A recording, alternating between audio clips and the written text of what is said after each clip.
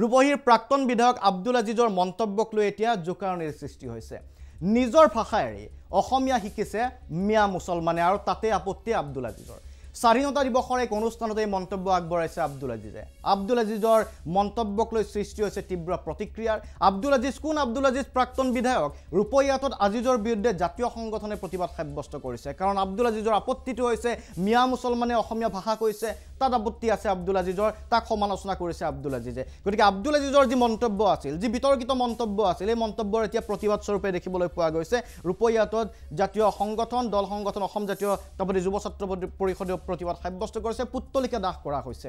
আজিজক কঠোৰ সমালোচনা কৰিছে বহু নেতাই আজিজৰ আসলতে উদ্দেশ্য কি আজিজ এইগৰাকী আব্দুল আজিজ প্ৰাক্তন বিধায়ক বৰ্তমান বিজেপিৰ সদস্য বহু দল বাগৰি আজিজ সম্প্ৰতি বিজেপিত যোগদান কৰিছিল আৰু বিজেপিৰ সদস্য হৈ আছে আজিজৰ এই মন্তব্যই আনকি ৰাজ্যিক বিজেপিতকৈ অস্বস্তিত পেলাইছে আজিজ বিজেপিত আছে নে নাই সেই সম্পৰ্কে আসলতে ভৱেশ কলিতাই নাজানে বিজেপিৰ যিগৰাকী ৰাজ্যিক সভাপতি কিন্তু তাৰ বিপৰীতে আজিজক কঠোৰ সমালোচনা কৰিছে সাংসদ তথা বিজেপিৰ ৰাষ্ট্ৰীয় সাধাৰণ সম্পাদক দিলীপ শইকীয়াই কিন্তু প্ৰথমতে আমি দেখুৱাব বিচাৰিছোঁ বা শুনাব বিচাৰিছোঁ ভৱেশ কলিতাই আসলতে আব্দুল আজিজে দল বাগৰি যে বিজেপিত যোগদান কৰিলে আৰু এই যে বিতৰ্কিত মন্তব্য কৰিলে তাৰ পাছত ভৱেশ কলিতাই এতিয়া চিনি নাপায় বা নাজানে আব্দুল আজিজে বিজেপিত যোগদান কৰিছে নে কৰা নাই মন্তব্য শুনাব বিচাৰিছোঁ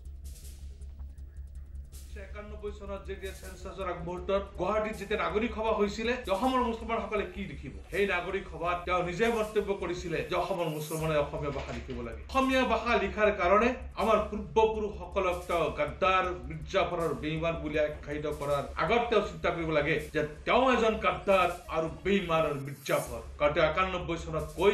আজি তেওঁ বিজেপি দলৰ ৰং গাত খানি লোৱাৰ পিছতেই ৰং সলাই লৈছে তেওঁ বিজেপিত আছে নাই মোৰ সন্দেহ আছে যদি তেওঁক চাব লাগিব কি তেওঁ ষ্টেটমেণ্ট দিছে মই চোৱা নাই ষ্টেটমেণ্ট মই চাই ল'ম মুছলমান হিন্দু বুলি কথা নাই সমাজ বিৰোধী কথা ক'লে ৰাষ্ট্ৰ বিৰোধী কথা ক'লে দেশ বিৰোধী কথা ক'লে জাতি বিৰোধী কথা ক'লে তাত ভাৰতীয় জনতা পাৰ্টীয়ে কেতিয়াও ক্ষমা নকৰে অসমখনৰ লগত তেওঁলোক কেতিয়াও সংপৃক্ত নাছিল সংপৃক্ত বৰ্তমানেও নাই আৰু ভৱিষ্যতেও যে তেওঁলোক অসমখনৰ লগত নাথাকে দেশখনৰ লগত নাথাকে এই কথাটো এই বক্তব্যৰ দ্বাৰা প্ৰমাণিত কৰিছে কিন্তু আব্দুল আজিজৰ নিচিনা মানুহে এই ধৰণৰ অশিক্ষিত কিছু আৰু অনগ্ৰসৰ কিছু মানুহক লৈ ৰাজনীতি কৰিছে এই ধৰণৰ মন্তব্যই অসমখনত এটা বিদ্বেষৰ ভাৱ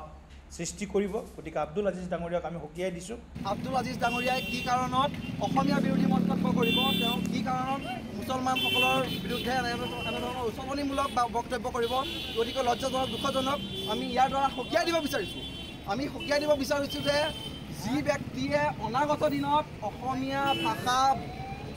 অসমীয়া ভাষা জাতিৰ ওপৰত এনেধৰণৰ মন্তব্য কৰিব আমি কিন্তু জাতিৰ কাৰণে আপোষ্ট কৰিম ভাষাৰ কাৰণে কিন্তু আমি আপোষ্ট কৰিম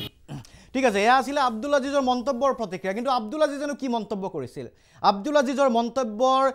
কিয় এই ধৰণে জুই জ্বলিছে কিয় প্ৰতিক্ৰিয়াৰ সৃষ্টি হৈছে বিজেপিৰ সভাপতিগৰাকীয়ে ৰাজ্যিক সভাপতিগৰাকীয়ে নাজানে এতিয়া আব্দুল আজিজ বিজেপিত আছে নে নাই ৰাষ্ট্ৰীয় সাধাৰণ সম্পাদকগৰাকীয়ে কৈছে যে আব্দুল আজিজৰ দৰে ব্যক্তি কেতিয়াও ভাৰতীয় হ'ব নোৱাৰে কেতিয়াও অসমীয়া হ'ব নোৱাৰে তেওঁলোকে নিজকে অসমীয়া বুলি নাভাবে ভাৰতীয় বুলি নাভাবে এই আব্দুল আজিজৰ বিতৰ্কিত মন্তব্যটো এইবাৰ চাই লওঁ আহক আজি বঙালকো দেখ হিন্দু মুছলমান আমি বঙালকো দেখ হিন্দুসকল নহয় সেইকাৰণে আজি অসমৰ মিয়া মুছলমানৰ ইমান বেজ্জতি ইমান অপমান ইমান বেজ্জতি কিয় নিজৰ মাতৃভাষা জলাঞ্জলি দিছে নিজৰ মাতৃভাষা বাদ দি অসমীয়া লিখিছে এইবিলাকৰ নিচিনা বেইমান গাদ্দাৰ মিৰ্জাফৰ জাতি পৃথিৱীত নাই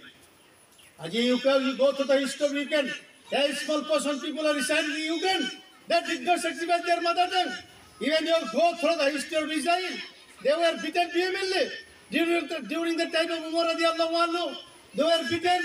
they had took shelter in Europe country later on they have got a state in the name of Israel they did not sacrifice their mother tongue is a tongue মাতৃভাষা সম্পর্কে যার জ্ঞান নাই সে পৃথিবীর কোন ভাষা সম্পর্কে জ্ঞান নিতে পারে সে ইংলিশ মিডিয়ামে পড়ুক চেৰাবিক কৰি আমি কৰোঁ ঠিক আছে এয়া আছিল আব্দুল আজিজৰ মন্তব্য আব্দুল আজিজে বাৰে বাৰে কৈছে যে যিসকলে অসমীয়া ভাষা ব্যৱহাৰ কৰিছে যিসকল মুছলমানে যিসকল মিয়াই অসমীয়া ভাষা ব্যৱহাৰ কৰিছে তেওঁলোক আচলতে বেইমান তেওঁলোক গাদ্দাৰ অসমত থাকি অসমীয়া ভাষা ব্যৱহাৰ কৰাসকল যদি বেইমান অসমত থাকি অসমীয়া ভাষা ব্যৱহাৰ কৰাসকল যদি গাদ্দাৰ আব্দুল আজিজ কোন সেই প্ৰশ্ন আজি বহুতে উত্থাপন কৰিছে আব্দুল আজিজৰ যি বিতৰ্ক সেই বিতৰ্কৰ পাছত একচামে কৈছে যে আব্দুল আজিজৰ দৰে ব্যক্তি অসমত থকাৰ অধিকাৰ আছেনে নাই যি প্ৰসংগ যি প্ৰৰচনামূলকভাৱে বা যিজনে উত্তেজিত কৰিছে অসমীয়া ভাষা ব্যৱহাৰ কৰাক লৈ একাংশ মুছলমানক একাংশ মিয়া সম্প্ৰদায়ৰ লোকক আৰু তাৰ পাছত এই প্ৰশ্ন উত্থাপিত হৈছে আব্দুল আজিজৰ দৰে ব্যক্তিৰ ৰাজনীতিত থকাৰ অধিকাৰ আছেনে নাই বা অসমীয়া ভাষাক লৈ এই মন্তব্য কৰাৰ সাহস ক'ত পালে আব্দুল আজিজ এই বিতৰ্ক নিখন্দেহে অব্যাহত থাকিব কাৰণ বিতৰ্কৰ ওৰ এতিয়াও পৰা নাই